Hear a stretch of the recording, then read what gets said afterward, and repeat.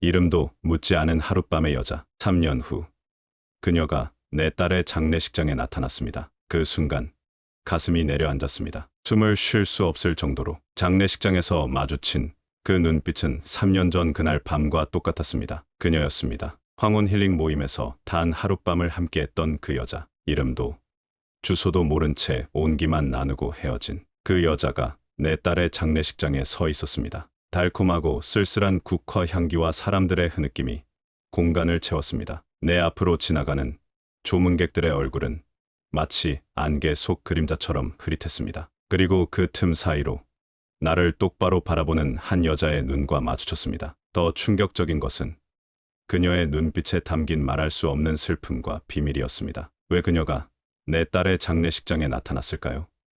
내 딸의 지인이었을까요? 안녕하세요. 저는 정혜준입니다. 이제는 은퇴를 앞두고 있는 건축사입니다. 제 인생은 평범했습니다. 40대 후반에 아내와 이혼한 후 딸 하나를 혼자 키웠고 일에 파묻혀 살았습니다. 십수년을 홀로 지내왔죠. 세월이 지나면 외로움도 익숙해진다고들 하지만 그건 잘못된 말입니다. 세월이 지날수록 외로움은 더 깊어질 뿐이었습니다. 그래서 3년 전 친구의 권유로 황혼 힐링 모임이란 것에 참가했습니다. 이름도 직업도 주소도 묻지 않는 1박 2일의 여행. 묻지마 여행 같은 거였죠. 그곳에서 저는 그녀를 만났습니다. 그녀가 누구인지, 어디에 사는지, 어떤 삶을 살았는지 아무것도 몰랐습니다. 다만 그녀의 눈빛에서 나와 같은 외로움을 보았을 뿐입니다. 하룻밤이 사랑과 온기를 나누고 우리는 약속한 듯 말 한마디 없이 헤어졌습니다. 그리고 3년 후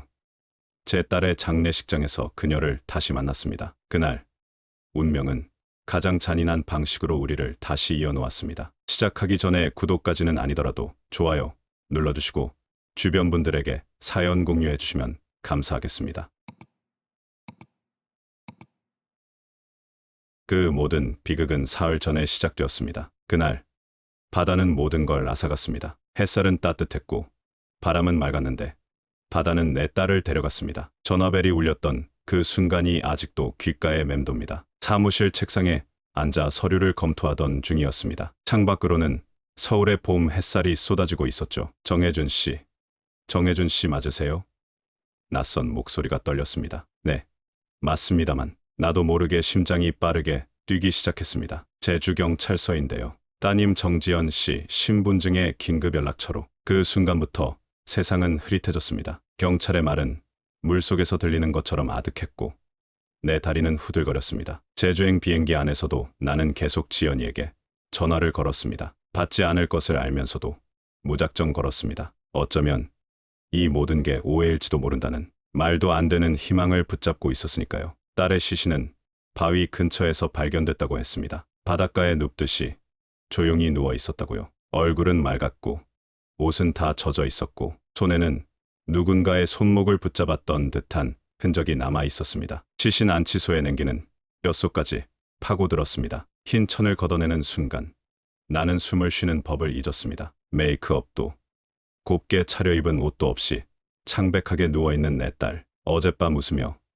아빠, 내일 봐요라고 인사했던 그 입술이 이제는 푸르게 변해 있었습니다. 그 순간 나는 정신이 아득해졌습니다. 숨을 쉴 수가 없었고 입술은 제멋대로 떨려왔습니다. 세상이 무너진 게 아니라 내 안의 모든 것이 산산조각 났습니다. 아빠, 오늘은 좀 특별한 날이 될 것 같아. 아침에 들었던 그 말이 이제는 내 가슴을 갈기갈기 찢습니다. 무엇이 특별했을까요? 어떤 이유로 내 아이는 그렇게 멀리 떠나 있었고 왜 나는 그 이유조차 알지 못한 채 딸의 마지막을 이렇게 보내야 했을까요? 그리고 그날 장례식장에서 그녀를 다시 만난 것입니다. 아내가 떠난 건 지연이가 15살 때였습니다. 어느 날 아내는 짐을 쌌고 현관문을 닫고 나갔습니다. 그것이 우리의 이별이었습니다. 미안해요, 혜준 씨.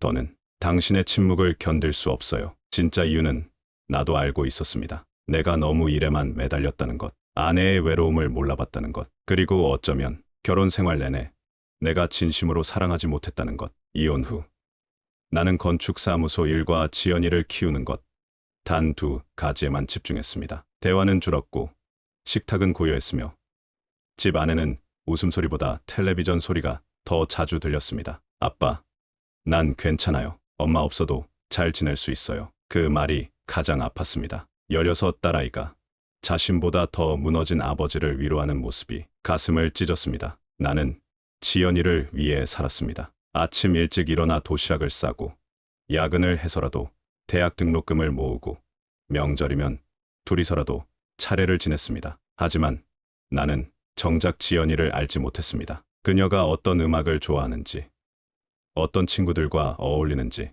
무슨 꿈을 꾸는지, 심지어 남자친구가 있는지조차 오롯이 아빠로서만 살아왔지.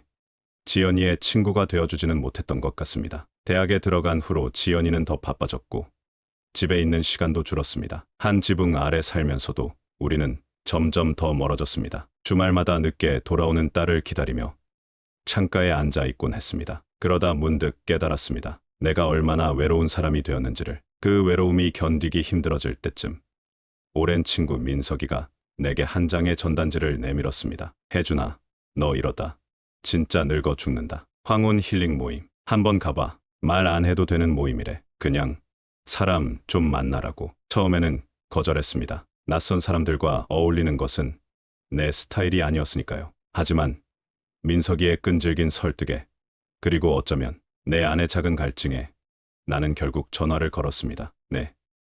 황혼 힐링 모임입니다. 이번 주말 강원도행 버스 탑승 가능하신가요? 그 전화 한 통이 내 인생을 바꿔놓을 줄은 그때는 몰랐습니다. 그리고 무엇보다 그 여행에서 만난 여자가 훗날 내 딸과 함께 세상을 떠난 청년의 어머니였을 줄은 상상조차 하지 못했습니다. 장례식장이라는 공간은 울음보다 침묵이 더 무거운 곳입니다. 조문객들은 무언의 표정으로 내 손을 잡고 지나갔고 나는 그들의 손길마저 감당하기 버거웠습니다. 검은 옷을 입은 사람들의 행렬이 끝없이 이어졌습니다. 누군가는 큰 소리로 흐느꼈고 누군가는 그저 입술을 깨물며 고개를 숙일 뿐이었습니다. 그들이 건네는 위로의 말들은 모두 비슷했습니다. 삼가 고인의 명복을 빕니다. 힘내세요. 시간이 약입니다. 하지만 그 어떤 말도 내 가슴에 와닿지 않았습니다. 시간이 얼마나 흘렀을까요? 내 손은 이미 차갑게 식어버렸고 눈물도 더는 나오지 않았습니다. 그저 지연이의 영정사진만 멍하니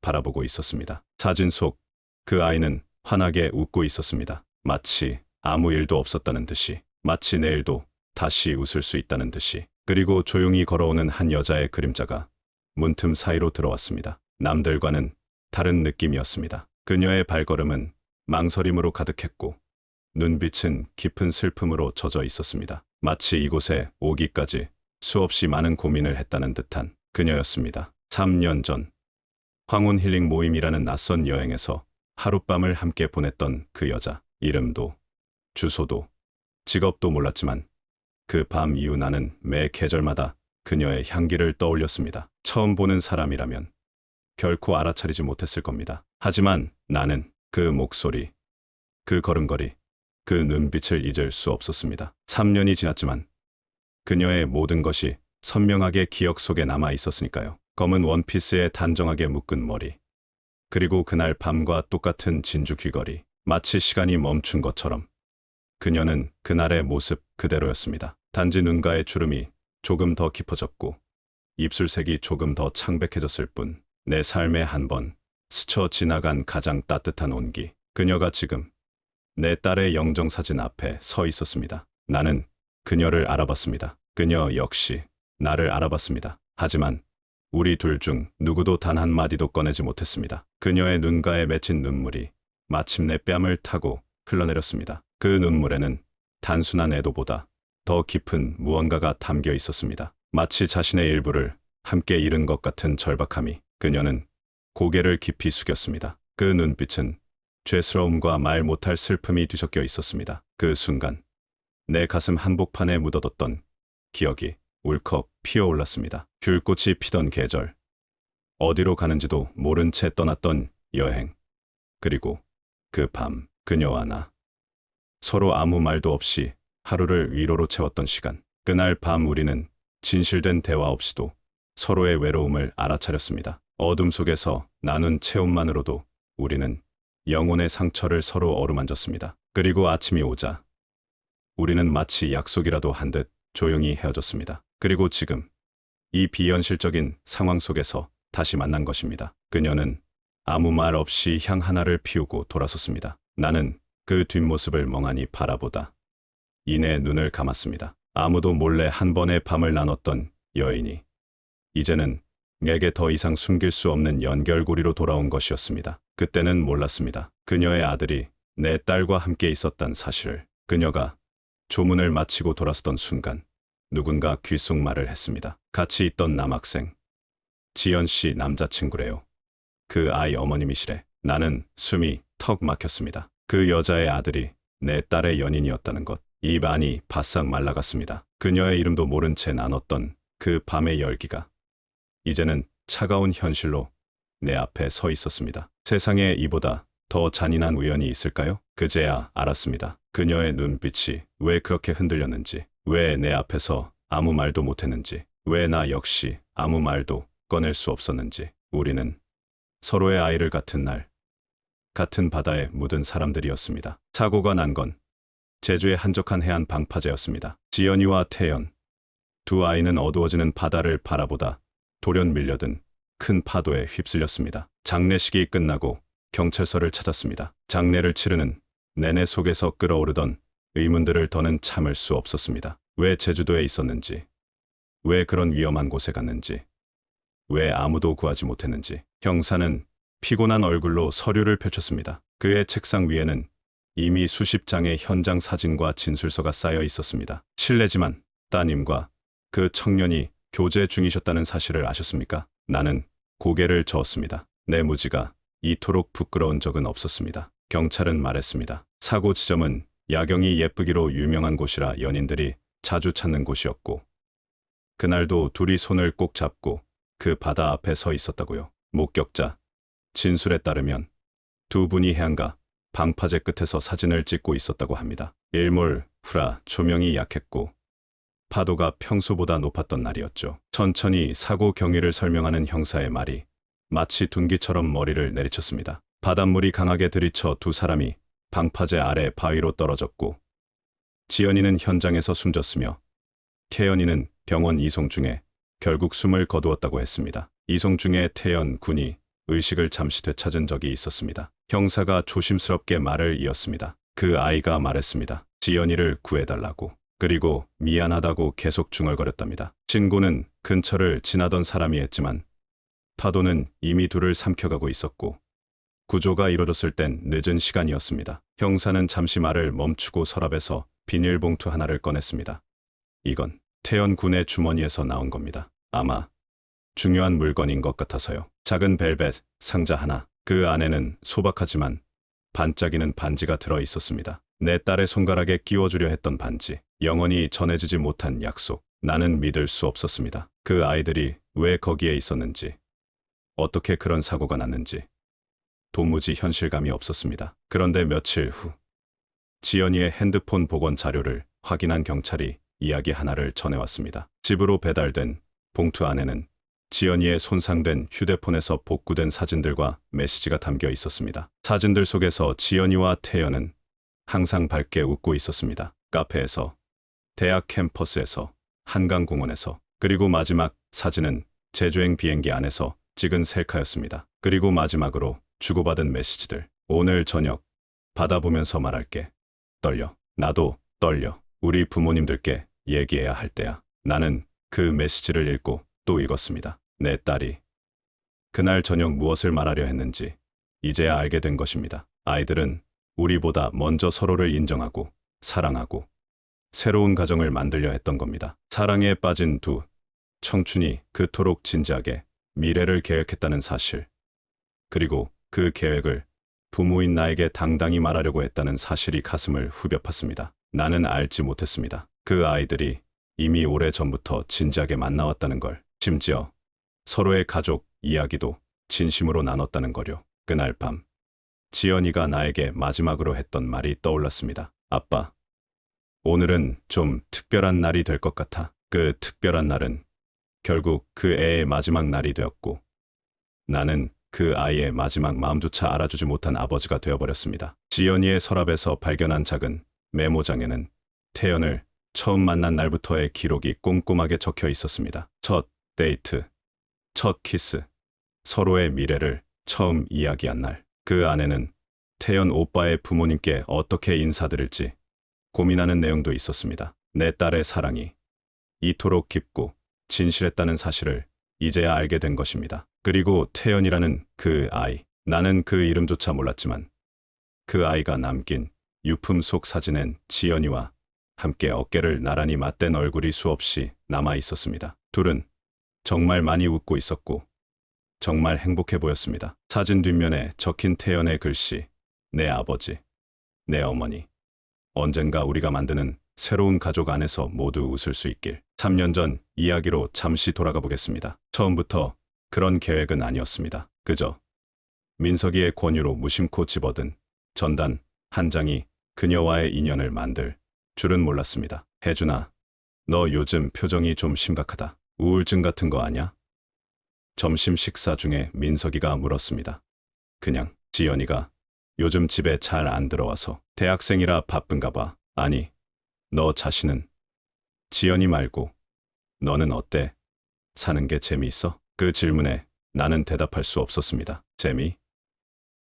언제부터 내 삶에서 그런 감정이 사라졌던 걸까요? 민석이가 지갑에서 조금 구겨진 전단지 하나를 꺼냈습니다. 황혼 힐링 모임. 어디로 가는지 알려주지 않는 여행. 단 하루 동안 서로에게만 집중하는 낯선 만남. 참가 조건은 단 하나. 50세 이상. 그리고 이름도, 사는 곳도, 연락처도 묻지 말 것. 누나가 다녀왔는데 정말 좋았대. 사람들이랑 하룻밤 놀다가 헤어지는 거라 부담도 없고. 민석이의 눈이 반짝였습니다. 뭔가 영화 같지 않아? 그런데 진짜 효과 있대. 우울한 사람들 기분 풀어주는데. 나 괜찮아.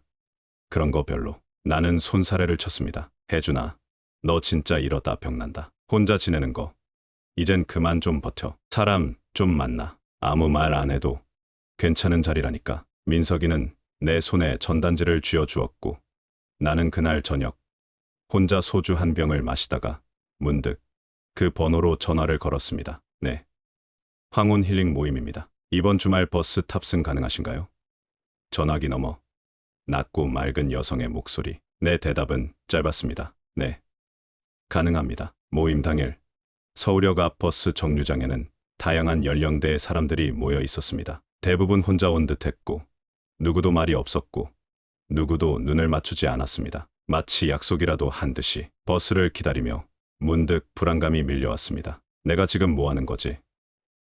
낯선 사람들과 어디로 가는지도 모르게 떠난다고? 돌아서려는 그 순간 그녀가 다가왔습니다. 안녕하세요. 오늘 하루 잘 부탁드립니다. 지라고 불러주세요. 단정한 단발머리, 따뜻한 미소, 세련된 원피스에 담긴 조용한 격식, 그리고 김지윤이라는 이름을 끝내 말하지 않았던 그 여자. 그녀의 눈에는 묘한 생기가 있었습니다. 피곤해 보이는 중년의 얼굴이었지만 그 눈빛만은 소녀처럼 맑고 호기심 가득했습니다. 버스에 타고 창가에 앉은 그녀 옆에 나란히 앉았습니다. 출발한 지 얼마 지나지 않아 그녀가 먼저 말을 꺼냈습니다. 이런 거 처음이시죠? 네. 친구가 억지로 권해서요. 저도요. 살다 보면 한 번쯤은 아무도 모르는 낯선 공간에서 하루쯤 나를 내려놓고 싶을 때가 있잖아요. 그녀의 목소리는 낮고 부드러웠습니다. 오랫동안 많은 말을 삼켜온 목소리 같았습니다. 그 음색에 묘하게 끌렸습니다. 그녀의 말에 나는 아무 말도 할 수 없었습니다. 정확히 지금 내 마음을 꿰뚫은 말이었으니까요. 당신은 왜 이런 여행에 오게 됐나요? 내가 조심스럽게 물었습니다. 그녀는 잠시 창밖을 바라보다 말했습니다. 가끔은 내가 누구인지 잊게 될 때가 있어요. 아내로서, 어머니로서의 역할만 기억하고 나라는 사람은 잊게 되는. 그녀의 눈가에 잠시 슬픔이 맴돌았습니다. 그래서 모르는 사람들 사이에서 그냥 지라는 이름으로 하루를 보내고 싶었어요. 당신은요? 저는 잠시 말을 고르다 솔직하게 대답했습니다. 외로워서요. 딸아이가 있지만 점점 서로 대화가 없어져서. 그녀가 고개를 끄덕였습니다. 자식들은 자라면서 떠나게 마련이죠. 하지만 그걸 받아들이기는 참 어려운 것 같아요. 버스는 2시간 남짓 달려 강원도 동해안의 작은 해안 마을에 도착했습니다. 황혼 힐링 모임의 일정은 생각보다 자유로웠습니다. 식당에서 함께 점심을 먹고 그 후로는 해변을 산책하거나 마을을 둘러보는 등 각자 시간을 보내다가 저녁에 다시 모여 회식을 하는 구조였습니다. 점심을 먹은 후 그녀가 조용히 물었습니다. 바다, 같이 걸을래요? 그렇게 우리는 적막한 모래사장을 나란히 걸었습니다. 봄이었지만 바다는 아직 차가웠고 관광객도 많지 않았습니다. 파도 소리와 갈매기 울음만이 우리를 감쌌습니다. 신발을 벗고 맨발로 바닷물을 밟으며 말을 했고 말없이 웃었고 함께 바람을 마셨습니다. 그녀는 묻지 않았습니다. 내 직업도, 나이도, 가족도, 나 또한 묻지 않았습니다. 우리는 오로지 그 순간의 감정만을 조심스럽게 건넸습니다. 저기 보이는 등대까지 가볼까요? 그녀가 가리킨 곳은 꽤 먼 거리였지만 왠지 거절할 수 없었습니다. 걸으면서 우리는 소소한 이야기를 나눴습니다. 좋아하는 음식, 마지막으로 웃었던 순간, 언젠가 가보고 싶은 여행지. 그 어떤 질문도 개인정보를 묻지 않았고 그 어떤 대답도 깊은 진실을 담고 있었습니다. 등대에 도착했을 때 그녀가 깊은 한숨을 내쉬었습니다. 이런 대화 오랜만이에요. 그녀가 웃었습니다. 진심을 나눌 수 있다는 게 이렇게 따뜻한 일이었나 싶네요. 나는 그녀의 그 말 한마디에 갑자기 숨이 막혔습니다. 그 누구에게도 나를 솔직히 드러낸 적 없던 나날들. 그 밤 처음으로 마음이 느슨해졌습니다. 등대 아래 바위에 앉아 바다를 바라보던 그녀가 문득 나를 돌아봤습니다. 당신의 딸, 어떤 아이인가요? 그 질문에 나는 망설였습니다. 하지만 곧 오랫동안 가슴에 담아두었던 말들이 흘러나왔습니다. 착하고 총명하고. 하지만 요즘은 잘 모르겠어요. 대학에 들어가고 나서 점점 마음을 닫아버려서. 그럴 나이죠. 자기 세계를 만들어가는. 그녀가 조용히 말했습니다. 제 아들도 그래요. 예전엔 무슨 일이든 다 이야기했는데 요즘은 제가 물어봐도 그냥이라는 대답뿐이에요. 아, 아드님이 있으시군요. 네. 대학생이에요. 제 인생의 전부죠. 그 말을 하는 그녀의 눈빛이 갑자기 환해졌습니다. 아들을 생각할 때만큼은 그녀의 얼굴에서 모든 그림자가 사라졌습니다. 해가 서서히 기울기 시작했고 우리는 숙소로 돌아왔습니다. 저녁 식사와 그 이후 모임이 기다리고 있었지만 이미 우리는 묘한 연결감을 느끼고 있었습니다. 그리고 그 밤이 찾아왔습니다. 저녁이 되자 모임 측이 마련한 회식이 시작됐습니다. 초라한 수산시장 식당 안, 형광등, 불빛 아래에서 우리는 서로의 이름도 모르면서 술잔을 주고받았습니다. 회식 장소는 작은 해안가 횟집이었습니다. 비닐 천막으로 바람을 막아놓은 그곳에선 회와 소주, 그리고 낯선 이들의 웃음소리가 뒤섞였습니다. 테이블은 넓지 않았고 나는 자연스럽게 그녀 옆자리에 앉았습니다. 여러분, 잠시 제 말씀 좀 들어주세요. 모임 진행자가 일어나 말했습니다. 오늘 하루 자신의 이름도 직업도 사는 곳도 말하지 않고 보내셨지요. 지금부터는 술잔을 기울이며 좀 더 마음을 열어보는 시간을 가져보겠습니다. 하지만 여전히 현실의 정보는 교환하지 마세요. 대신 마음의 정보를 나눠보시길 바랍니다. 그 말이 끝나자 테이블마다 소주 몇 병과 안주가 놓였고 사람들은 서서히 술에 취해갔습니다. 그녀는 말없이 술을 따랐고 나는 조용히 잔을 들었습니다. 무슨 생각을 하고 계신가요? 그녀가 조용히 물었습니다. 지금 이 순간이 왠지 꿈 같아서요. 솔직하게 대답했습니다. 낯선 곳에서 모르는 사람들과. 그런데 이상하게 편하네요. 그녀가 미소 지었습니다. 맞아요. 이름 없는 곳에서의 자유. 어쩌면 진짜 내 모습은 이런 곳에서만 나올 수 있는 걸지도 몰라요. 무리 속에서 그녀와 나는 이상하리만큼 고요하게 통했습니다. 다른 이들이 점점 더 시끄럽게 이야기하고 웃을 때도 우리는 작은 목소리로 깊은 대화를 나눴습니다. 당신은 행복한가요?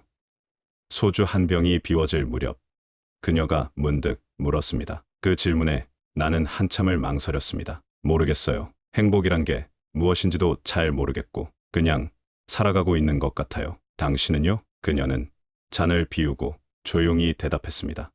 저는 외로워요. 늘 사람들에게 둘러싸여 있지만 그 누구에게도 진짜 제 마음을 보여주지 못하고 있어요. 그 말에 가슴이 찡했습니다. 마치 내 마음을 대신 말해주는 것 같았으니까요. 식사 후에는 노래방 버스로 이동했습니다. 좁은 좌석, 손바닥만 한 스피커에서 옛 노래들이 흘러나왔습니다. 노래방 버스는 예상보다 즐거웠습니다. 누군가는 흥겹게 춤을 추고 누군가는 구석에서 조용히 술을 마셨습니다. 이름 모를 사람들과 어깨를 맞대고 앉아 옛 노래를 함께 부르는 그 순간이 묘하게 위로가 되었습니다. 사람들은 취했고 낯선 감정이 흘렀고 그녀가 마이크를 들었습니다. 이선희의 인연이었습니다. 노래가 시작되자 버스 안이 조용해졌습니다. 그녀의 목소리가 밤 공기를 적셨습니다. 이젠 버릴게요. 기억에 넣어.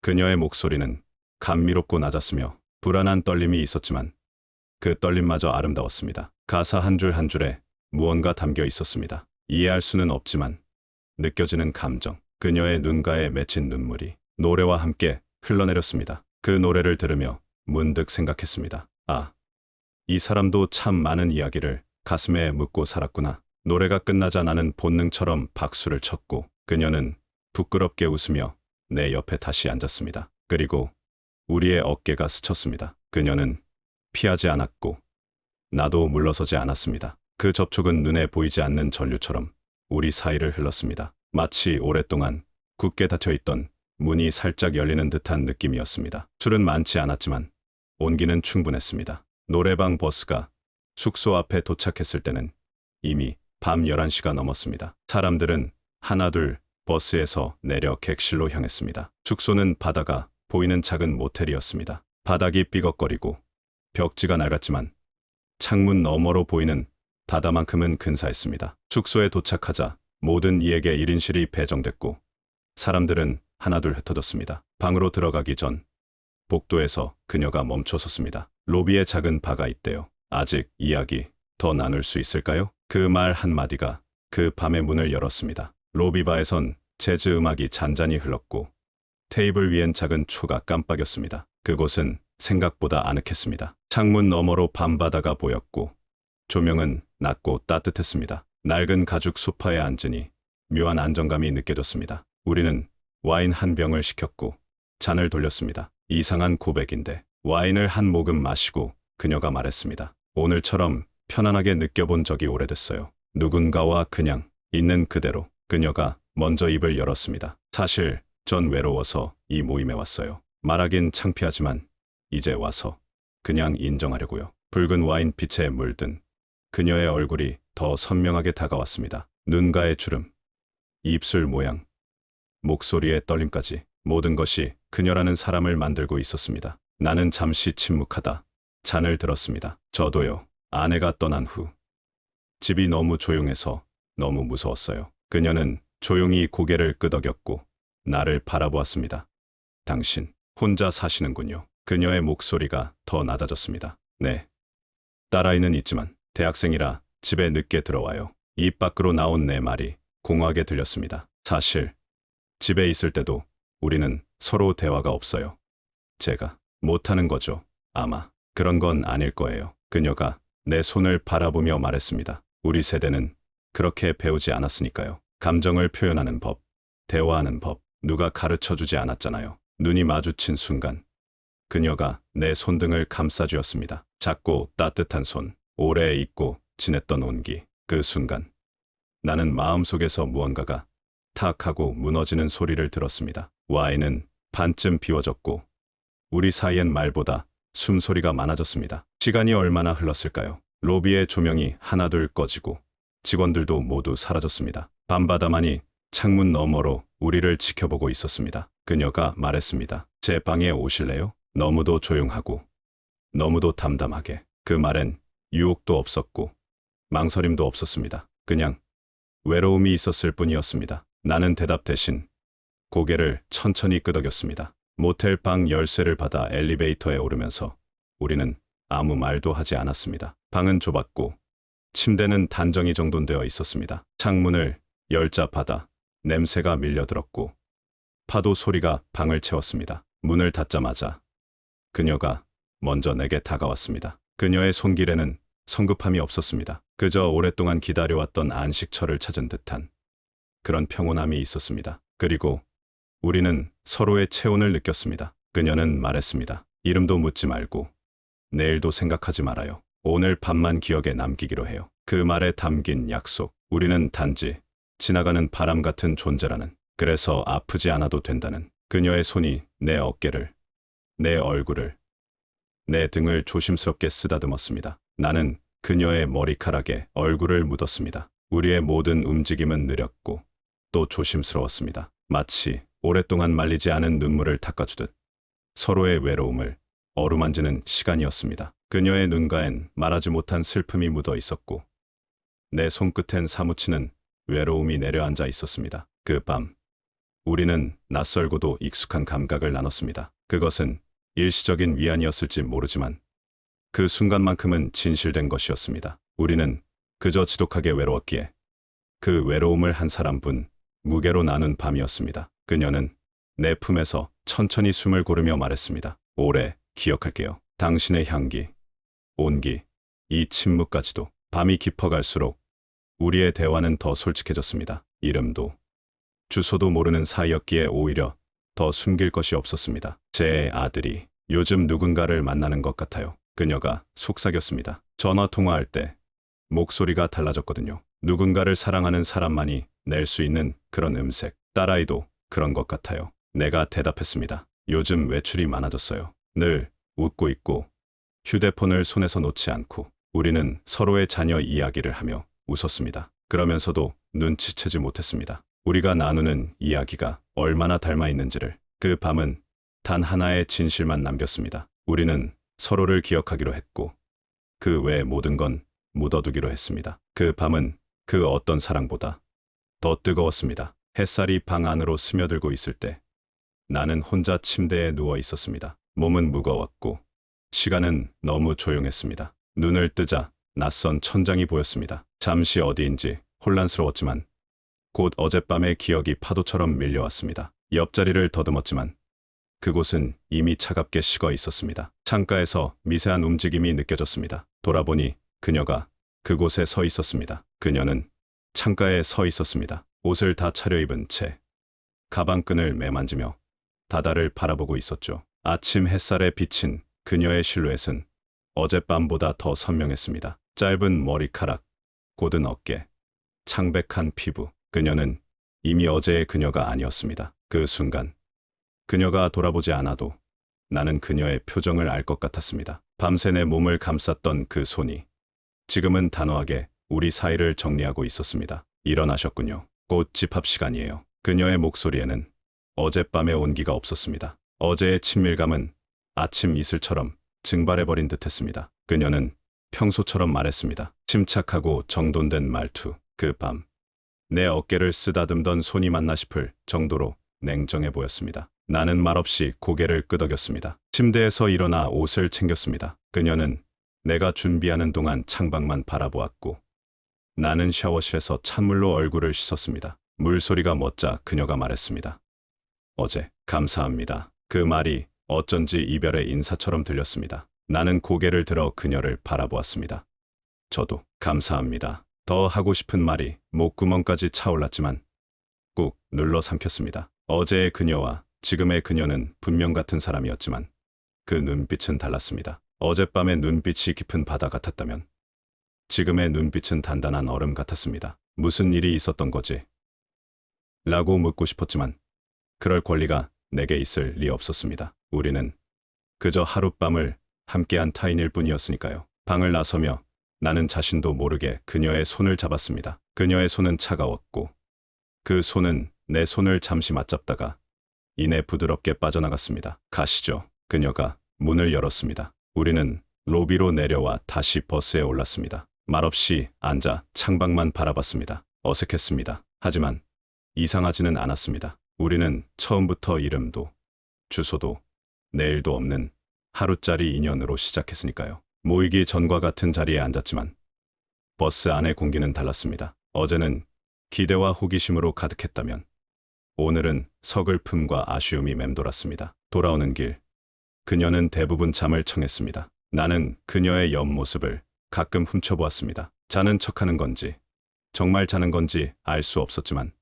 그녀의 숨소리는 평온해 보였습니다. 나는 어제의 밤을 떠올렸습니다. 그녀의 체온, 숨결, 그리고 우리가 나눈 이야기들. 그때 그녀가 말했던 내일은 생각하지 말자는 약속이 이제야 이해되었습니다. 그것은 단지 하룻밤의 열정만을 의미한 게 아니었습니다. 그것은 아침이 오면 모든 것이 끝난다는 그런 냉정한 현실에 대한 예고였습니다. 그리고 지금 우리는 각자의 현실로 돌아가고 있었습니다. 버스가 서울에 도착했을 때 하늘은 흐려져 있었습니다. 비가 곧 내릴 것 같은 무거운 구름이 도시를 덮고 있었습니다. 사람들은 하나둘 버스에서 내려 각자의 길로 흩어졌습니다. 어제의 웃음소리와 대화는 온데간데 없이 사라졌고 모두가 현실의 가면을 다시 쓰는 모습이었습니다. 서울에 도착해 짐을 챙기고 버스에서 내릴 때 그녀가 마지막으로 내 손을 잡았습니다. 행복하세요. 정말로요. 그녀의 눈에는 더 이상 어젯밤의 열기가 없었습니다. 대신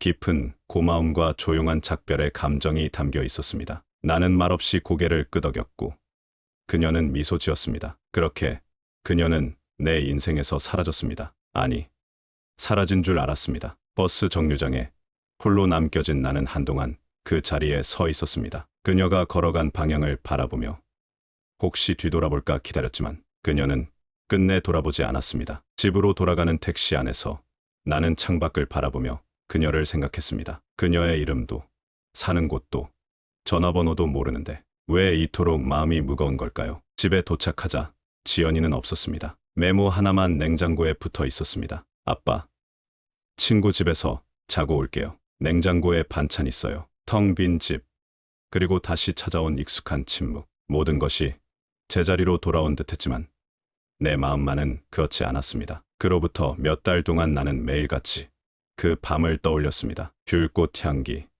와인잔에 비치던 그녀의 눈동자, 그 밤의 온기. 출근길에 특별히 머리를 만지고 옷차림도 신경 썼습니다. 혹시라도 그녀를 우연히 마주칠지 모른다는 희망 때문이었죠. 하지만 서울이라는 거대한 도시에서 이름조차 모르는 사람을 다시 만날 확률은 별을 따는 것과 다름없었습니다. 전화번호도 없었고 이름조차 없었기에 어떻게 다시 만날 수 있을지도 몰랐지만 나는 매일 버릇처럼 카페에 나가 앉아 있었습니다. 언젠가 그녀와 마주칠 수도 있다는 말도 안 되는 희망을 안고, 그리고 한 달이 지나고 두 달이 지나고 그녀의 얼굴도 목소리도 조금씩 희미해져 갔습니다. 하지만 그날 밤의 감정만큼은 선명하게 남아 있었습니다. 가끔은 꿈에서 그녀를 만나곤 했습니다. 꿈속에서의 그녀는 항상 웃고 있었고 내 이름을 불렀습니다. 하지만 잠에서 깨면 그녀의 목소리도 웃음소리도 모두 사라졌습니다. 지연이와의 관계도 여전했습니다. 아침에 인사를 나누고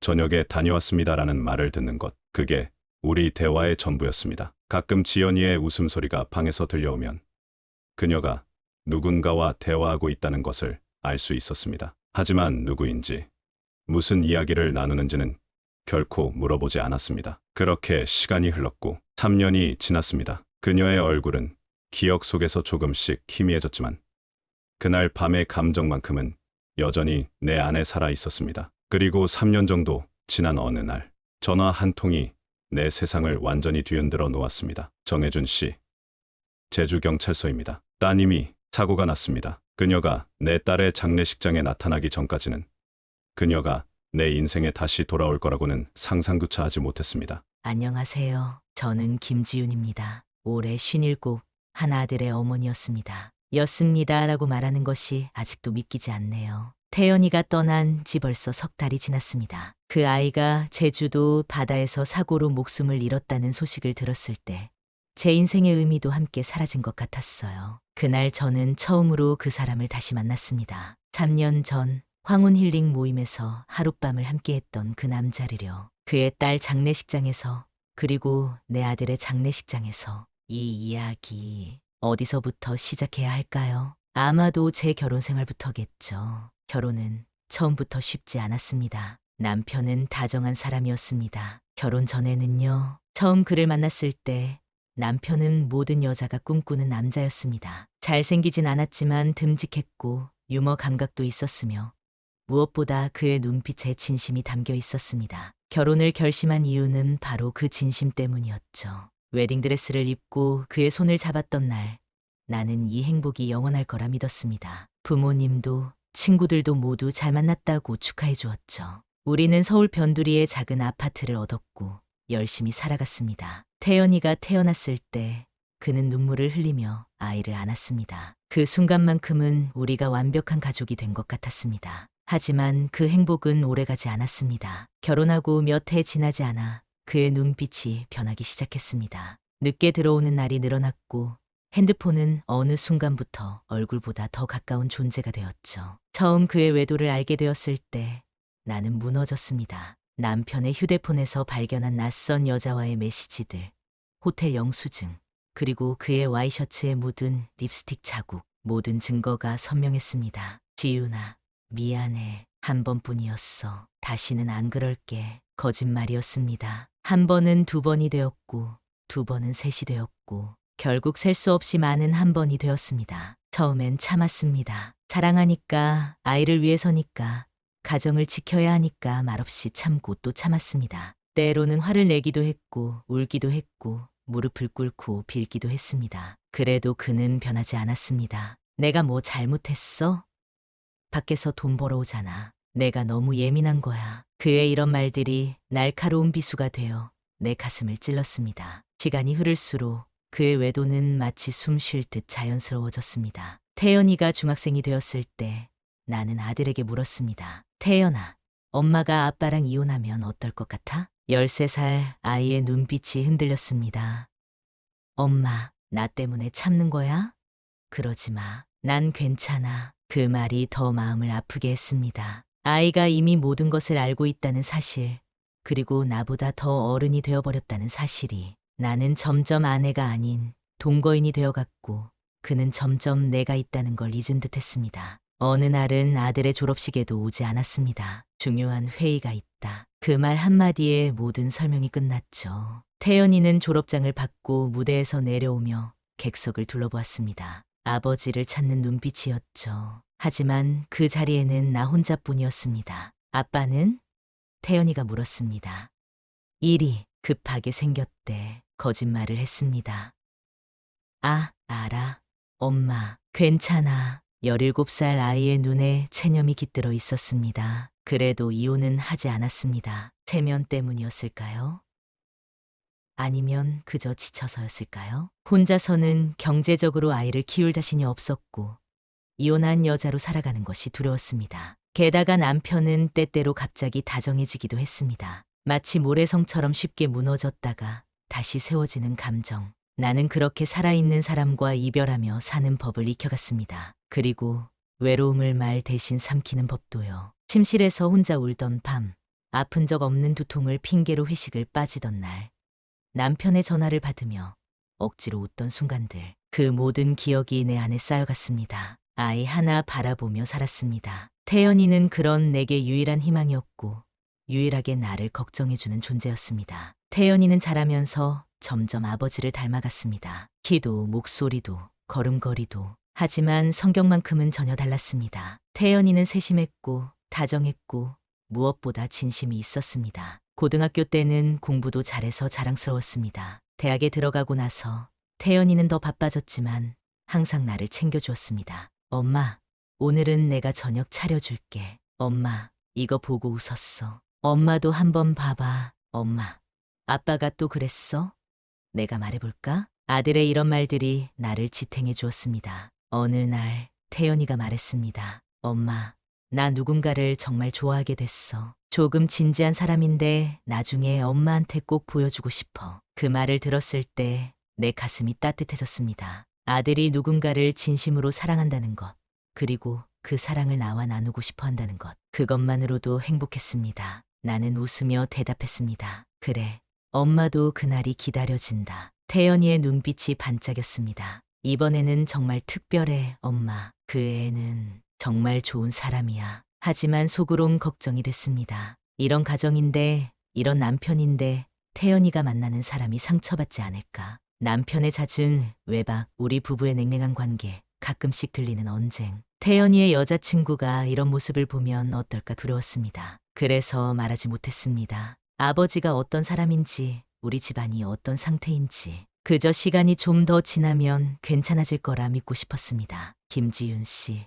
죄송합니다만 아드님이 제주도에서 사고를, 그 전화를 받던 순간 세상이 멈춘 것 같았습니다. 다리에 힘이 빠져 주저앉았고 전화기를 떨어뜨렸습니다. 숨을 쉴 수가 없었습니다. 나는 깨달았습니다. 내가 너무 많은 걸 말없이 살아왔다는 거려. 그날 밤 황혼 힐링 모임에 나갔던 이유요? 단 하나였습니다. 내가 여자였던 순간이 언제였는지도 잊고 살았거든요. 아내도 엄마도 아닌 그냥 나라는 사람으로 한 번쯤은 다시 살아보고 싶었던 거죠. 그래서였어요. 그날 밤 그 남자의 품이 그토록 따뜻하게 느껴졌던 건 그 품에서 잠시라도 내가 사람이라는 걸 다시 기억할 수 있었으니까요. 그리고 지금 그 남자의 딸이 내 아들과 함께 있었다니 운명이란 게 이토록 잔인할 수가 있을까요? 장례식장에서 그 사람 정혜준 씨를 보았을 때 내 심장은 거의 멈추는 줄 알았어요. 3년 전 우리는 이름도 묻지 않고 헤어졌는데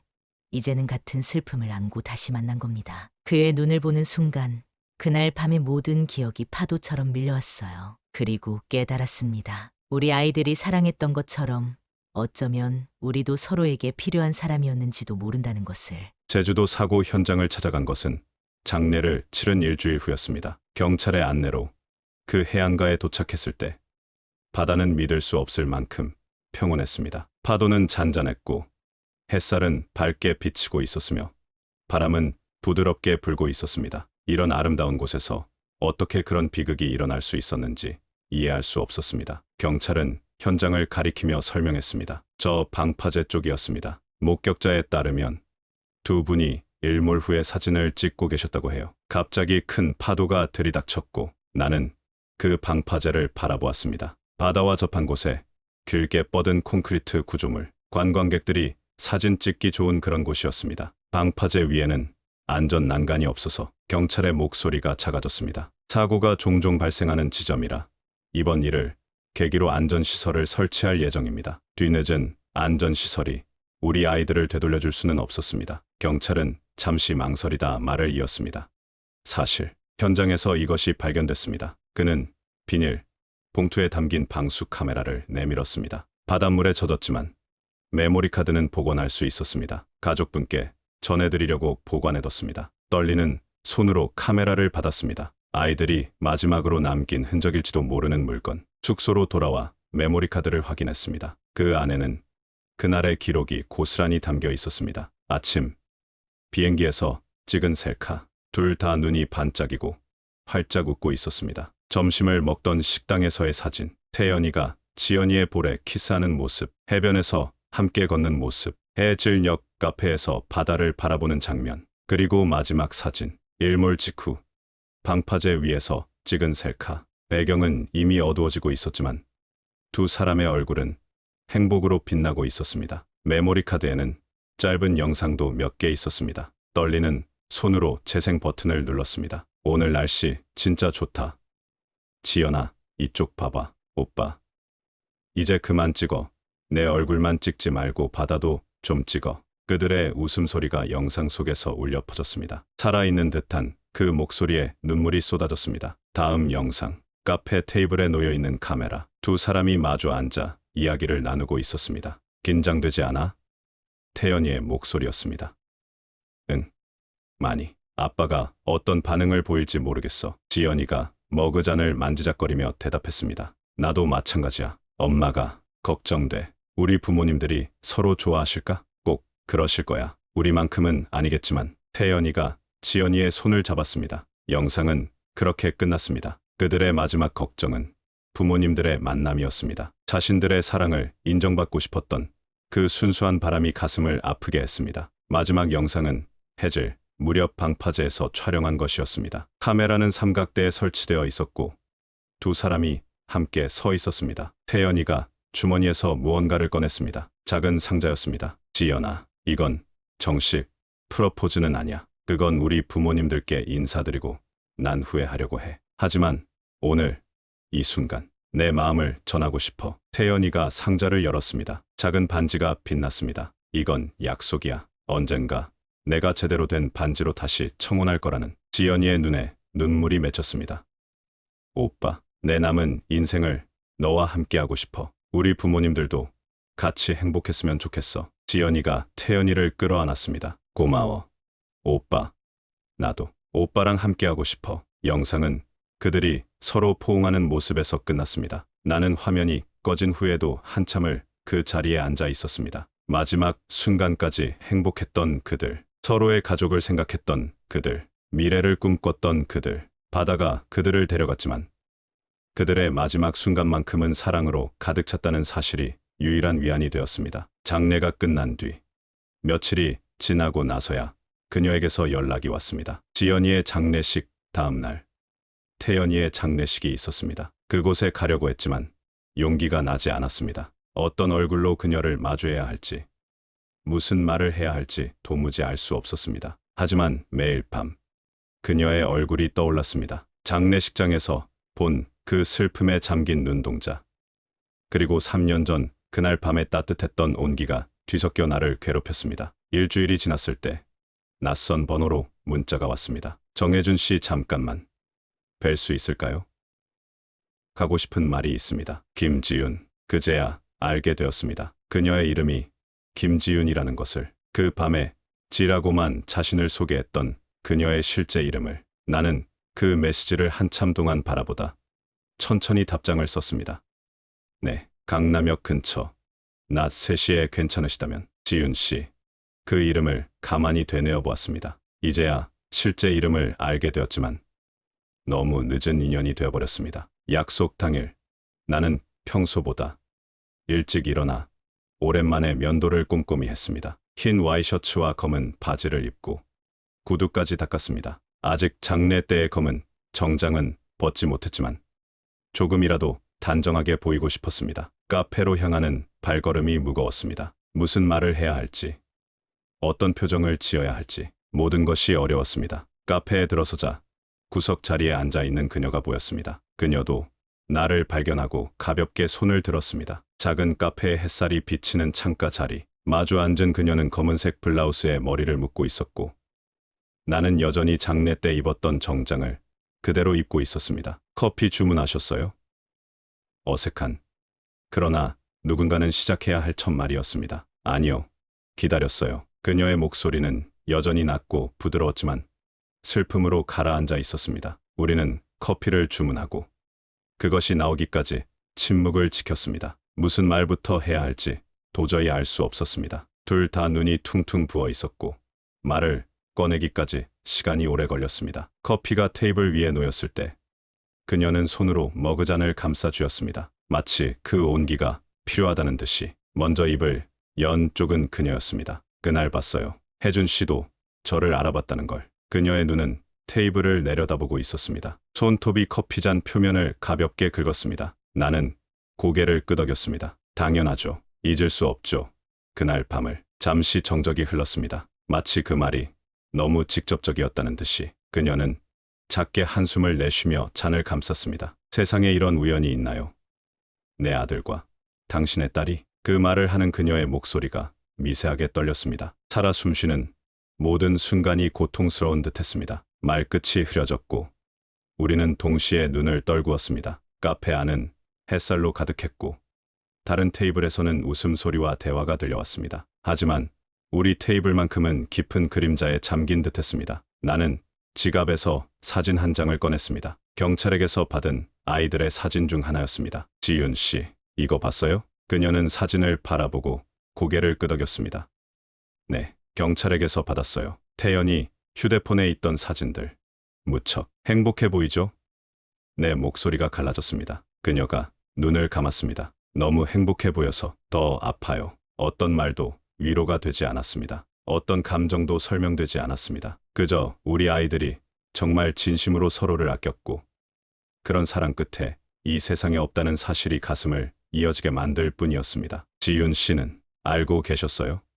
조심스럽게 물었습니다. 태연 군이 누군가를 만난다는 걸? 그녀는 천천히 고개를 끄덕였습니다. 어렴풋이요. 태연이가 마음에 드는 사람이 있다고 얘기했어요. 하지만 누군지, 어떤 관계인지는 말하지 않았어요. 지연이도 그랬어요. 커피를 한 모금 마시며 말했습니다. 마지막 아침에 특별한 날이라고 했는데 그게 무슨 의미인지 몰랐죠. 그녀의 손이 덜덜 떨렸습니다. 커피잔을 내려놓으려 했지만 테이블에 부딪혀 소리가 났습니다. 순간 그녀의 눈에서 눈물이 흘러내렸습니다. 재빨리 손으로 닦았지만 이미 테이블 위로 눈물방울이 떨어져 있었습니다. 잠시 카페 안에 서로의 숨소리만 가득했습니다. 혜준 씨는 어떻게 지내고 계신가요?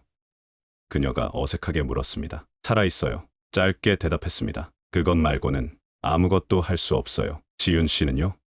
저도 똑같아요. 그녀가 손가락으로 테이블 위를 그리며 말했습니다. 숨 쉬는 것조차 힘들어요. 또다시 침묵이 내려앉았습니다. 우리는 말없이 커피만 마셨고 창밖을 바라보았습니다. 그리고 그녀가 조심스럽게 물었습니다. 혜준 씨는 그날 밤 한 번이라도 저를 다시 떠올리신 적 있으세요? 그 질문은 예상치 못했습니다. 아이들의 이야기를 하다가 갑자기 우리 이야기로 바뀐 것이 나는 대답하지 않고 잠시 창밖을 바라봤습니다. 봄날의 거리는 여전히 생기 넘쳤고 사람들은 웃으며 지나갔습니다. 세상은 우리의 슬픔과 상관없이 돌아가고 있었습니다. 사실 그녀의 얼굴을 몇 번이나 그렸는지 모릅니다. 그 손의 온기를 밤마다 떠올렸고 그날의 침묵이 내 고요한 방 안을 가득 채웠었죠. 그냥 한 번이 아니었어요. 나는 조용히 말했습니다. 매일이었습니다. 그녀의 눈이 잠시 흔들렸습니다. 놀란 듯한, 그러면서도 슬픔이 가득한 눈빛. 현실이라는 건 그날 밤의 기억보다 훨씬 두껍고 훨씬 복잡했으니까요.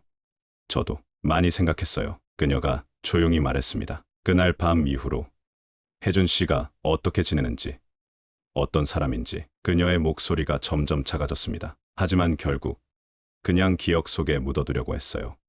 그게 우리 둘 다에게 좋을 거라고 생각했으니까요. 나는 고개를 끄덕였습니다. 나 역시 그랬으니까요. 현실과 환상 사이에서 그날의 기억은 점점 환상에 가까워졌습니다. 우리가 좀 더 용기 있었더라면 지연이도 태연이도 이렇게 혼자 떠나지 않았을까요? 그 말은 조용했지만 카페 안을 울리는 천둥처럼 느껴졌습니다. 그녀의 말에 나는 멍해졌습니다. 그 말은 누구를 탓하는 게 아니었지만 가슴 깊이 죄책감처럼 파고들었습니다. 지윤 씨, 내 목소리가 떨렸습니다. 우리가 그때 서로의 연락처라도 교환했더라면 이런 비극전에 만났을지도 모르잖아요. 아이들이 서로 만나고 있다는 걸 알았을지도 모르고. 그녀는 고개를 천천히 저었습니다. 자책하지 마세요.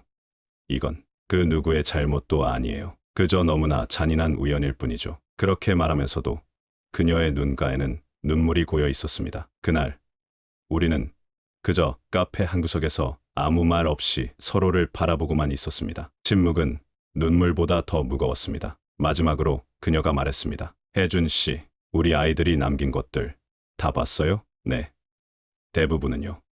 왜요? 태연이 방에서 일기장 같은 걸 찾았어요. 지연이에 대한 이야기가 가득했어요. 그녀의 목소리가 떨렸습니다. 그 아이가 정말 행복했나 봐요. 지연이도요. 나도 모르게 미소가 지어졌습니다. 처음으로 누군가를 진심으로 사랑했던 것 같아요. 그 순간 슬픔 속에서도 작은 위안을 느꼈습니다. 우리 아이들이 짧은 시간이나마 진정한 사랑을 알았다는 사실이. 헤어질 때 지윤 씨는 조용히 말했습니다. 혜준 씨, 우리 가끔 만나서 아이들 이야기 나눠도 될까요? 제가 혼자서는 견디기 너무 힘들어서요. 나는 고개를 끄덕였습니다. 저도 그게 좋겠습니다. 그 만남 이후 지윤 씨와 나는 종종 연락을 주고받았습니다. 처음에는 서로 조심스러웠습니다. 문자는 주로 아이들에 관한 것이었습니다. 지연이가 좋아했던 책을 발견했어요. 태연이 생일이었는데 혼자 케이크를 사왔네요. 같은 짧은 메시지들. 그러다 점점 우리의 대화는 길어졌고 깊어졌습니다. 2달쯤 지났을 때 우리는 다시 만나기로 했습니다. 이번에는 한강공원이었습니다. 그곳은 태연이와 지연이가 자주 데이트했던 장소라고 했습니다. 벤치에 앉아 강물을 바라보며 그녀가 먼저 말을 꺼냈습니다. 그날 이후로 잠을 잘 못 자요. 태연이 방에 들어가서 이불을 만지다가 밤을 새우곤 해요. 나도 비슷했습니다. 지연이의 방은 그대로 두었고 가끔 그 방에 들어가 침대에 앉아 있곤 했습니다. 지윤 씨, 조용히 불렀습니다. 혹시 태연 군과 지연이에 대해 더 알고 싶으신가요? 제가 지연이 휴대폰에서 복구한 사진들이 있어요. 그녀의 눈이 커졌습니다. 정말요? 저도 태연이 컴퓨터에 있던 사진들이 있어요. 교환할 수 있을까요? 그렇게 우리는 아이들의 흔적을 나누기 시작했습니다. 사진, 메시지, 그들이 남긴 작은 메모들까지. 그것은 슬프면서도 위로가 되는 시간이었습니다. 지윤 씨에게서 태연이의 이야기를 들으면서 나는 그 아이를 조금씩 알아가게 되었습니다. 책을 좋아했던 태연이, 어머니를 위해 요리를 배웠던 태연이, 그리고 지연이를 처음 만났을 때의 설렘을 어머니에게 털어놓았던 태연이, 반대로 지윤 씨는 지연이에 대해 알아갔습니다. 그림 그리기를 좋아했던 지연이, 웃을 때 눈이 반달처럼 휘었던 지연이, 그리고 태연이를 만나 처음으로 진지한 사랑을 알게 된 지연이. 시간이 흐르면서 우리의 만남은 더 자연스러워졌습니다. 아이들의 이야기를 나누는 것을 넘어 서로의 이야기도 조금씩 공유하기 시작했습니다. 그런 연락들이 계속되던 어느 날, 지윤 씨가 의외의 제안을 했습니다. 혜준 씨, 이번 주말에 제주도에 같이 가볼까요? 아이들이 마지막으로 있었던 곳에. 그 제안은 갑작스러웠지만 동시에 필연적이었습니다. 우리는 모두 그곳에 가보고 싶었지만 혼자서는 용기가 나지 않았던 것입니다. 제주행 비행기를 타면서 우리는 6개월 전 같은 비행기를 탔던 아이들을 생각했습니다. 그들은 얼마나 설레고 두근거렸을까요? 사고 현장을 다시 방문했습니다. 해안가는 평온했고 파도 소리만 들렸습니다. 우리는 나란히 서서 바다를 바라보았습니다. 여기서 마지막 순간을 보냈겠죠?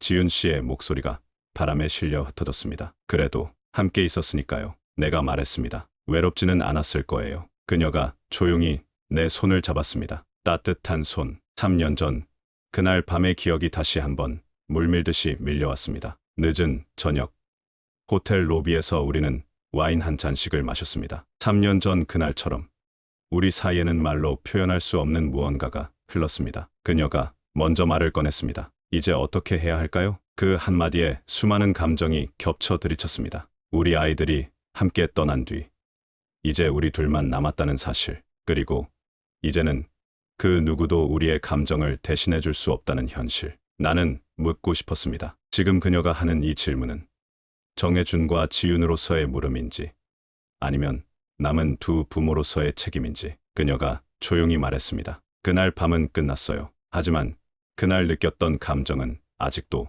마음 한켠에서 꺼지질 않아요. 나는 고개를 들지 못했습니다. 이게 죄인가요? 아이를 잃고 함께 울던 사람에게 잠시라도 따뜻한 감정을 느낀다는 게. 그녀는 울고 있지 않았습니다. 그냥 조용히 허물어지고 있었습니다. 그 감정이 너무나 조심스럽고 너무나 진심이었기 때문에 더 아프게 느껴졌습니다. 밖에서는 파도 소리가 들렸고 바람은 창문을 가볍게 두드렸습니다. 로비의 조명은 어두웠고 우리 외에는 아무도 없었습니다. 지윤 씨, 천천히 말을 꺼냈습니다. 저도 같은 마음이에요. 하지만요? 아직은 아이들을 위한 슬픔이 우리의 감정보다 더 크게 느껴져요. 그녀는 고개를 끄덕였습니다. 저도 알아요. 하지만 언젠가는 이 슬픔도 조금은 가벼워질 거예요.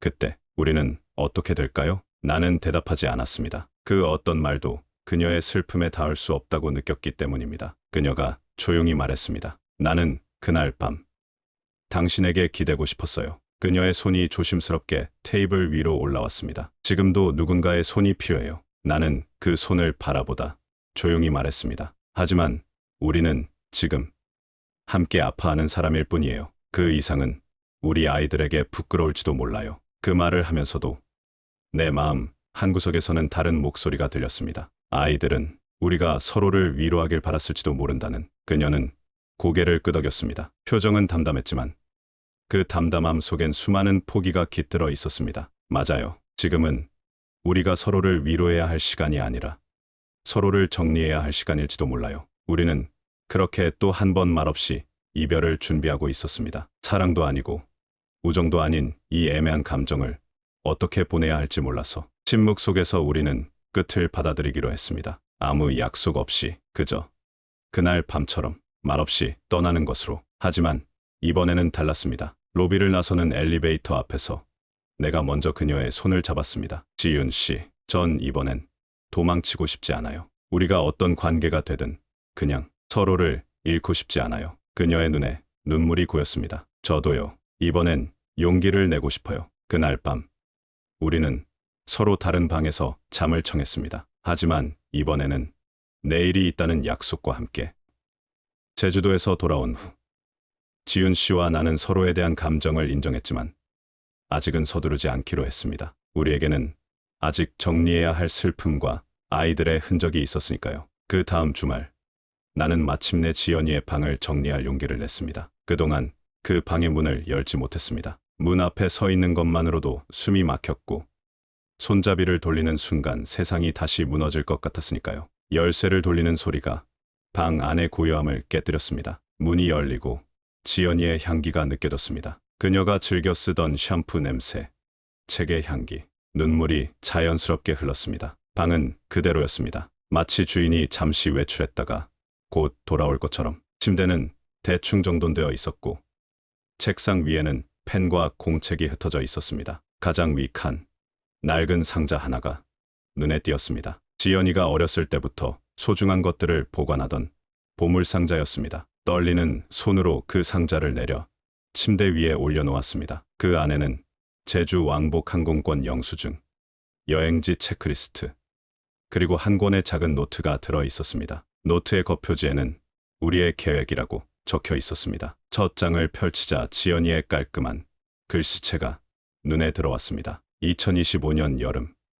우리는 서로의 부모님께 인사드릴 예정이다. 우리의 사랑이 얼마나 단단하고 서로가 얼마나 진심인지 솔직하게 전하고 싶다. 그녀는 태연과의 관계를 숨기지 않았습니다. 오히려 부모에게 그 사랑을 온전히 보여줄 날을 기다리고 있었던 것이었습니다. 노트에는 양가 부모님과의 만남부터 함께 살 집 계획까지 상세하게 적혀 있었습니다. 특히 아빠에게 말할 내용이라는 부분에서는 태연 오빠를 만나면 아빠도 분명 좋아하실 거예요. 아빠랑 비슷한 점이 많거든요. 라는 문장이 있었습니다. 마지막 페이지에는 태연이의 글씨로 이렇게 적혀 있었습니다. 지연이랑 함께 살 집을 슬슬 알아봐야겠다. 작아도 좋아. 창가에 햇살 잘 드는 방 하나면 충분해. 봉투 하나도 발견했습니다. 그 안에는 지연이가 쓴 편지가 있었습니다. 아빠에게 이 편지를 읽고 계신다면 제가 아빠께 태연 오빠를 소개한 후겠죠. 아빠가 외로웠다는 거 알아요. 엄마가 떠난 후로 아빠는 항상 혼자였죠. 언젠가 아빠도 누군가를 만나셨으면 좋겠어요. 저처럼 아빠의 마음을 이해해주는 사람을. 많이 사랑해요. 아빠. 드림. 그 편지를 읽는 순간 내 마음속에 있던 무언가가 조금씩 풀어지는 느낌이었습니다. 지연이가 내게 준 마지막 선물.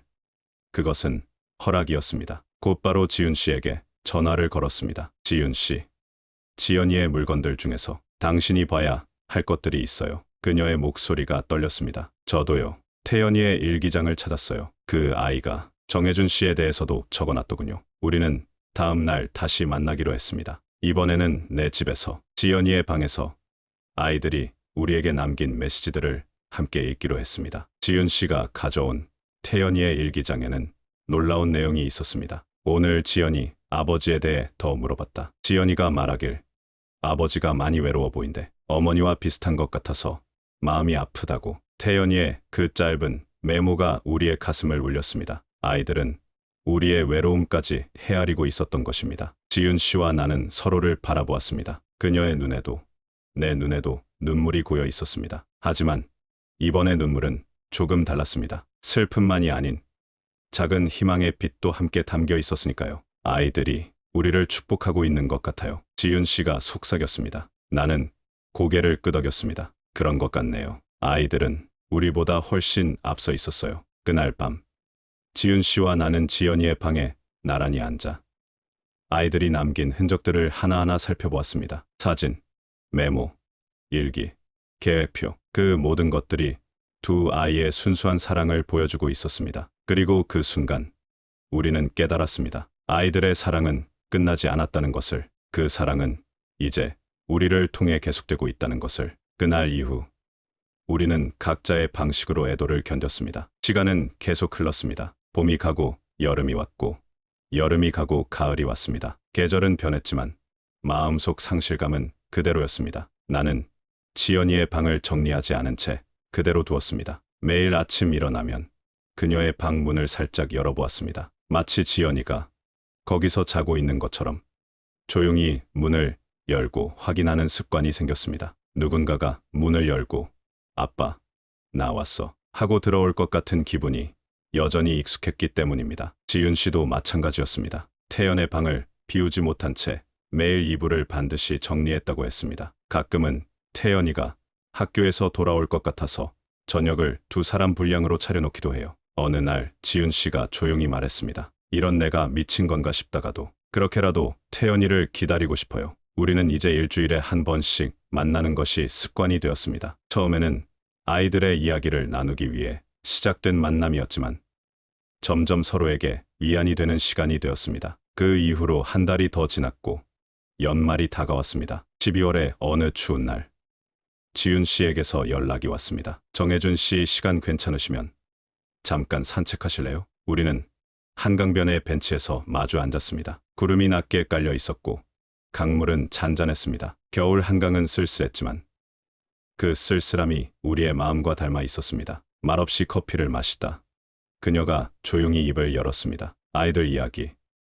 이제는 입에 올리는 것도 조심스러워졌어요. 나는 작게 고개를 끄덕였습니다. 맞아요. 말하면 더 아플까봐 침묵하게 되죠. 최근 들어 우리의 대화에서 아이들 이야기가 조금씩 줄어들고 있었습니다. 너무 아프기 때문이기도 했지만 이제는 많은 것들을 이미 나눴기 때문이기도 했습니다. 그녀가 말했습니다. 그래서인지 요즘 그날 밤이 자꾸 생각나요. 우리가 만났던 그날 나는 커피를 내려다보았습니다.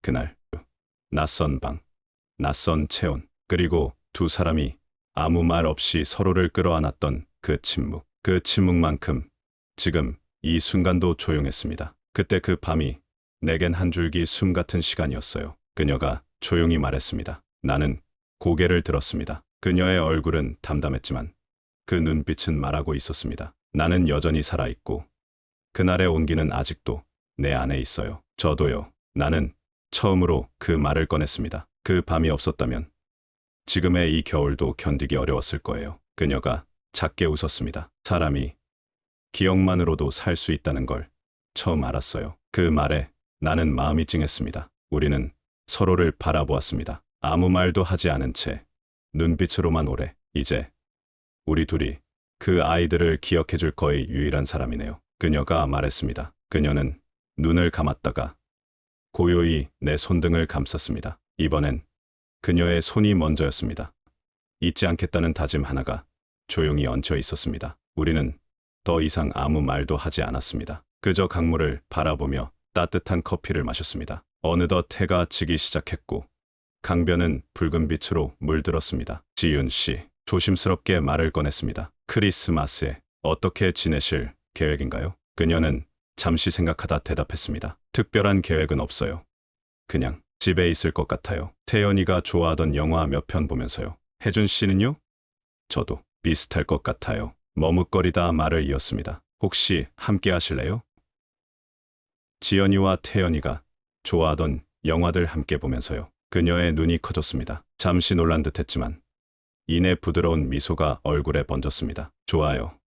그게 좋을 것 같아요. 그날 저녁 집으로 돌아오는 길에 생각했습니다. 우리는 이제 애도의 방식을 조금씩 바꾸고 있는 것인지도 모릅니다. 아이들을 떠나보낸 슬픔에서 그들이 남긴 사랑을 기억하는 방향으로. 며칠 후 지윤 씨에게서 문자가 왔습니다. 크리스마스 저녁에 태연이가 가장 좋아하던 파스타를 만들어 볼까 해요. 지연이는 어떤 음식을 좋아했나요? 나는 미소 지으며 답장을 보냈습니다. 딸기 케이크를 좋아했어요. 크리스마스마다 꼭 사왔죠. 그럼 저는 파스타를, 혜준 씨는 케이크를 준비하는 건 어떨까요?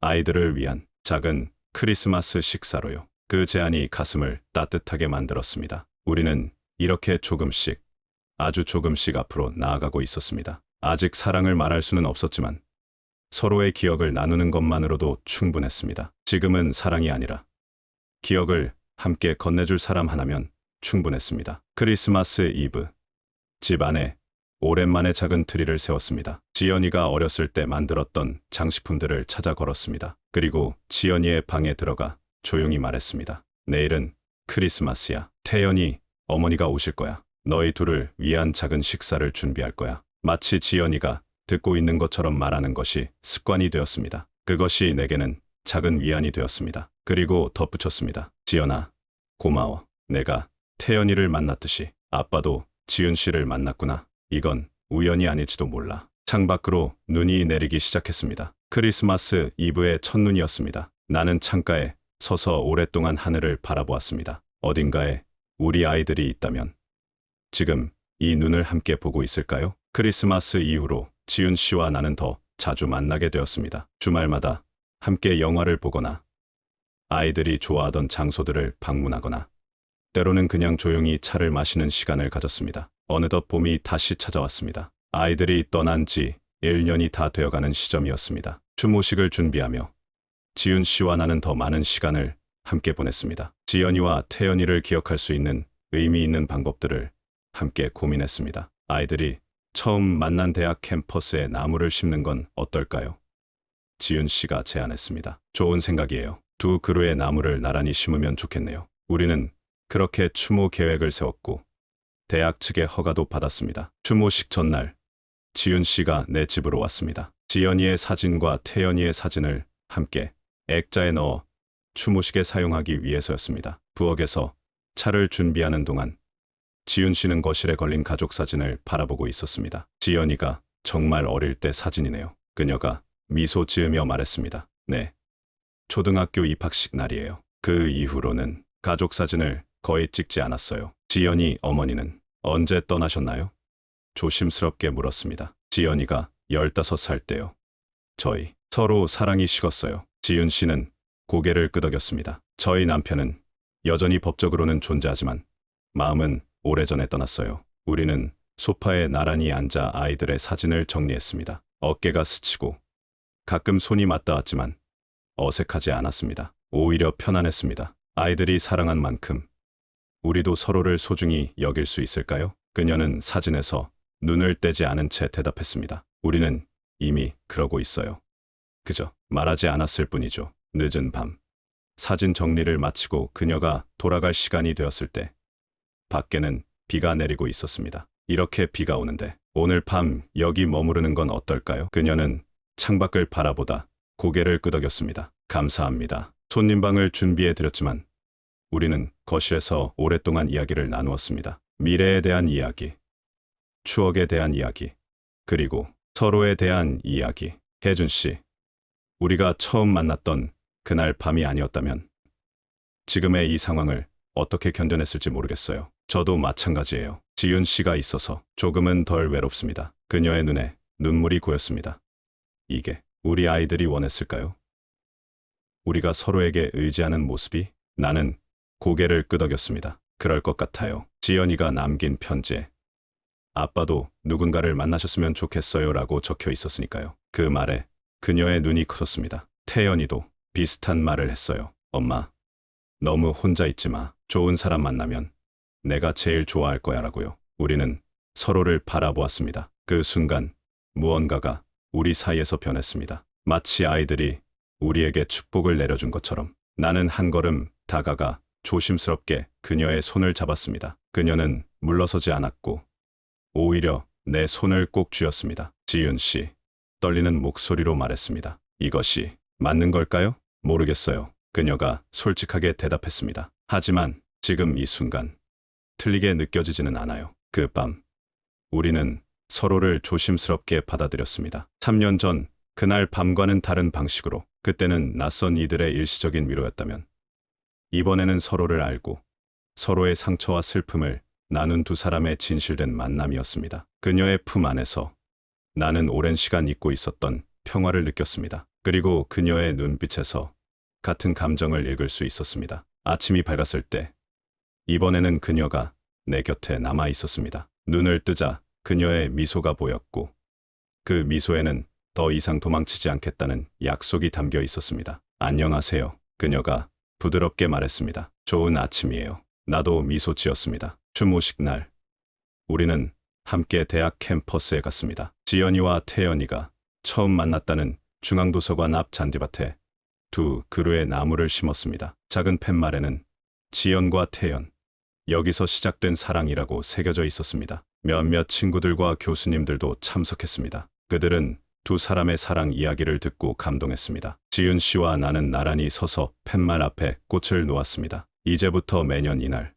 이 자리에서 아이들을 기억하겠습니다. 내가 말했습니다. 그리고 이 나무들이 자라는 동안 우리의 마음도 함께 치유되길 바랍니다. 지윤 씨가 덧붙였습니다. 행사가 끝나고 우리는 손을 잡고 캠퍼스를 걸었습니다. 누군가가 우리를 보고 있었다면 그냥 평범한 중년 부부로 보였을 겁니다. 하지만 우리의 여정은 결코 평범하지 않았습니다. 혜준 씨, 지윤 씨가 걸음을 멈추고 말했습니다.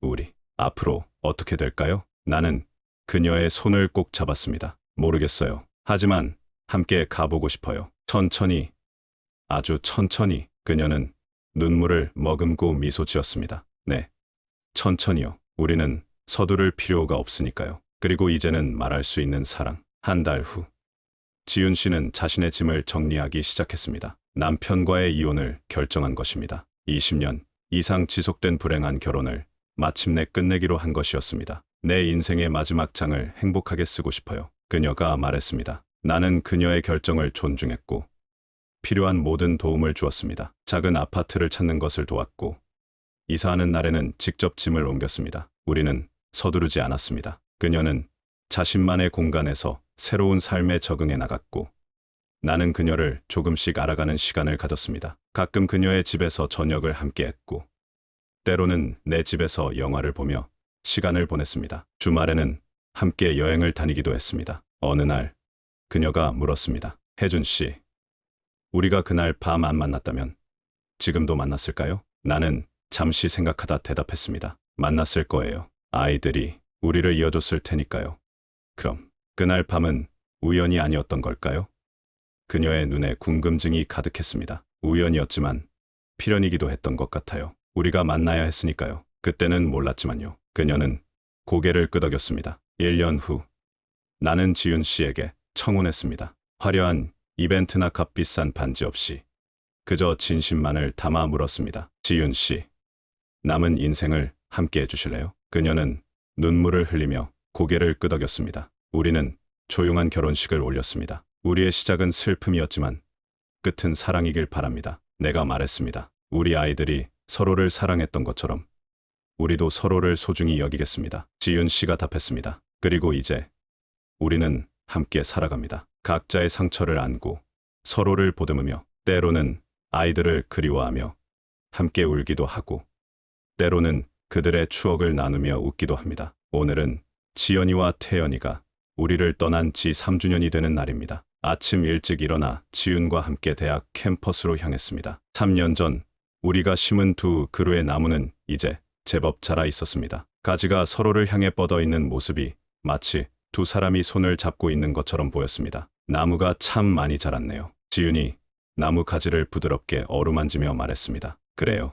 아이들처럼요. 내가 대답했습니다. 돌아오는 길에 지윤이 조용히 말했습니다. 혜준 씨, 요즘 어떤 생각을 하세요? 나는 잠시 하늘을 바라보았습니다. 오늘은 맑은 날이었고 봄바람이 부드럽게 불고 있었습니다. 집으로 돌아오는 길에 우리는 손을 잡고 걸었습니다. 더 이상 아무것도 숨기지 않는 두 사람으로서 우리 집 현관문을 열자 작은 고양이가 반갑게 맞이해 주었습니다. 6개월 전 입양한 하늘이었습니다. 지연이의 일기장에서 발견한 메모에 태연 오빠와 함께 살게 되면 고양이를 키우고 싶다고 적혀 있었기 때문에 우리는 그 소망을 대신 이루어주기로 했습니다. 저녁을 준비하면서 지윤이 갑자기 내게 다가와 안겼습니다. 혜준 씨, 오늘 우리 아이들에게 또 다른 소식을 전해주고 싶어요. 무슨 소식인데요?